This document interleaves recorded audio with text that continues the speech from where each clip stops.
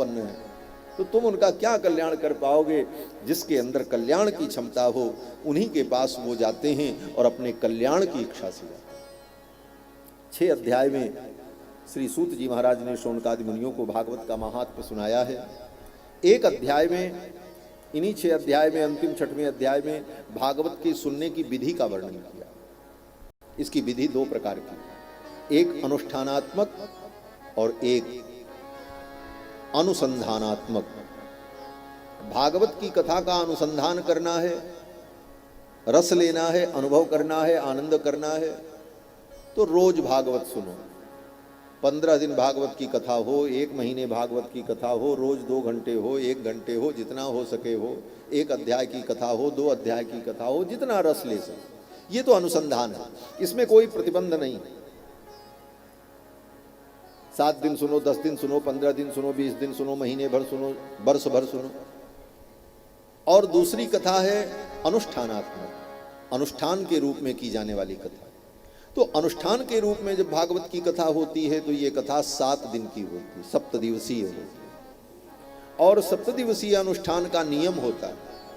क्या नियम है? बोले देवताओं का पूजन हो, भगवान का पूजन हो, नवग्रह का पूजन हो, और भी वरुणादि देवताओं का पूजन हो नित्य, और 5 ब्राह्मणों का वर्ण हो। वर्णम 5 विप्राणाम कथा भंग निवृत्तये। 5 ब्राह्मण का वर्ण हो, जिसमें एक कथा व्यास हो और दूसरे उपव्यास हो। क्यों? बोले 7 दिन का अनुष्ठान है, किसी कारण से व्यास जी की तबीयत खराब हो गई तो कथा कौन सुनाएगा? तो एक कथावाचक और रहना चाहिए, उपकथावाचक, ये विधि है। और 3 ब्राह्मण इसके अतिरिक्त, एक द्वादशाक्षर मंत्र का जप करने वाला, एक भागवत का मूल पारायण करने वाला, और एक सारा पूजा विधान कर्मकांड कराने वाला।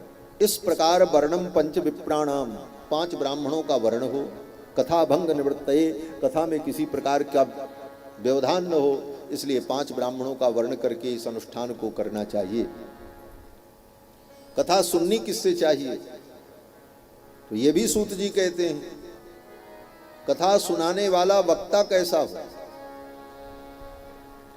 कहते हैं विरक्तो वैष्णवो विप्रो वेद शास्त्र विशुद्धिकृत दृष्टांत कुशलो धीरः वक्ता कार्योति निस्पृहः। वक्ता कैसा हो? बोले विरक्त हो, वैष्णव हो। विरक्तो वैष्णवो, भगवान का भक्त हो। अगर वो स्वयं भगवान का भक्त नहीं है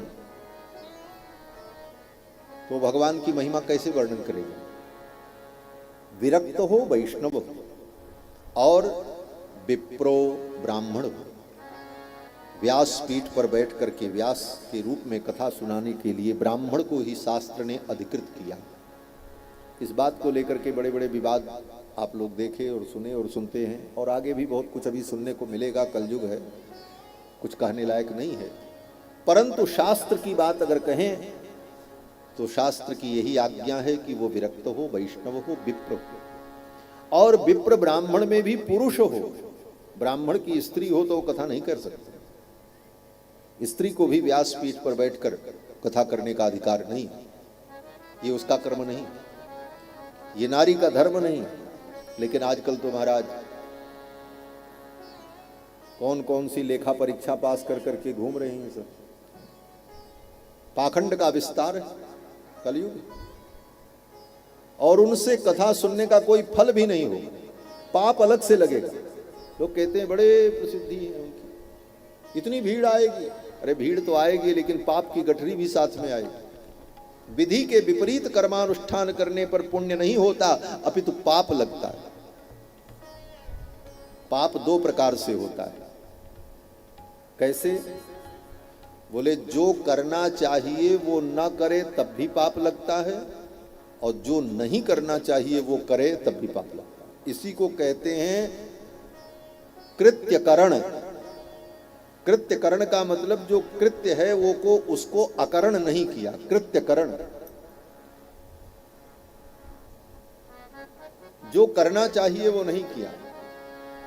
और अकृत्य करण, और जो नहीं करना चाहिए वो किया, तो ये दोनों पाप होते हैं। जो नहीं करना चाहिए वो करेंगे तो ये पाप है, बोले इतना ही पाप नहीं, जो करना चाहिए वो अगर आपने नहीं किया तो भी पाप है। इसीलिए कृत्याकरण भगवतापचार भागवतापचार सहियापचार नाना रूप गुण विधानंतापचारान इत्यादि आचार्यों ने अनुभव किया है। तो कहने का तात्पर्य कि कथा किससे सुननी चाहिए और किससे नहीं सुननी चाहिए, इसका भी विवेचन शास्त्र है। वक्ता कौन हो, विरक्त हो, वैष्णव हो, ब्राह्मण हो, पुरुष हो, वेद शास्त्र विशुद्धिकृत, और वेद शास्त्र को जिसने पढ़ा हो, खाली भागवत ही न पढ़ा हो, वेद शास्त्र भी पढ़ा हो। बोले महाराज कथा भागवत की बांचनी है, भागवत केवल पढ़ लें, कथा केवल रामायण की करनी, केवल रामायण पढ़ लें। बोले ऐसा नहीं होता। रामायण में जो लिखा है वो क्या लिखा है? बोले नाना पुराण निगमागम सम्मतम यत्, वेद शास्त्र सम्मत बातें लिखी हैं। अगर वेद शास्त्र तुमको पता नहीं है तो रामायण में कहाँ कौन सी बात कही गई है, किस संदर्भ में कही गई है, ये आप नहीं समझ पाओ और न किसी को समझा पाओ। और वही स्थिति भागवत की। भागवत का मतलब केवल यही पोथी पढ़ ले, इतना ही, यही पर्याप्त। भागवत क्या है? अभी आपने सुना निगम कल्पतरोर गलितम फलम, ये वेद रूपी वृक्ष का पका हुआ फल। तो वेद का ज्ञान नहीं, वेदांत का ज्ञान नहीं, उपनिषद का ज्ञान नहीं, तो फिर भागवत का भी ज्ञान उसको नहीं हो सकता। क्या भागवत के विषय में बताएगा? और आजकल तो स्थिति ये है कि ऐसे ऐसे लोग भी हैं, महाराज भागवत बांचते हैं, कहते हैं महाराज हम तो कभी विद्यालय गए नहीं, विद्यालय के पीछे पढ़ते हैं। बोले विद्यालय के पीछे पढ़ने वाले भागवत सुनाएंगे तब तो देश का बंटाढार हो ही जाएगा, जब वो धर्म के ठेकेदार बनेंगे। तो बंधुओं, ये भागवत है और विद्यावताम भागवते परीक्षा, बड़े बड़े विद्वानों की परीक्षा भागवत में होती कि कौन कितने पानी में। भागवत वो ग्रंथ है, और इस ग्रंथ का जितना रसास्वादन करो वो कल्याणप्रद है। ये साक्षात भगवान का रूप है। एक अध्याय में इसकी विधि का वर्णन किया, किससे सुननी चाहिए, कैसे सुननी चाहिए। 7 दिन पवित्र रहकर भूमि पर शयन करते हुए कथा सुनना चाहिए। अन्न का सेवन नहीं करना चाहिए, फलाहार इत्यादि लेकर, दूध इत्यादि लेकर के 7 दिन कथा श्रवण करो। जिस दिन कथा समाप्त हो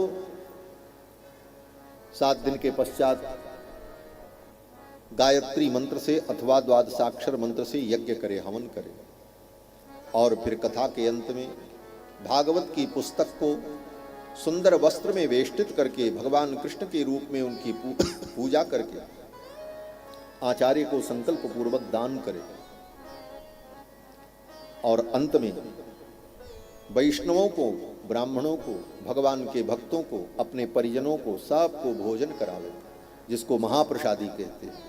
इस प्रकार 7 दिन तक विधि पूर्वक श्रीमद् भागवत का अनुष्ठान जो करता है वो परम पवित्र हो जाता है, उसके पाप नष्ट हो जाते हैं, और मरणोपरांत उसे उत्तम गति की प्राप्ति होती है। और उसके कुल में जो लोग होते हैं जिनका उद्धार नहीं हुआ है, वे भी लोग तर जाते हैं और परम पवित्र हो जाते हैं। इसीलिए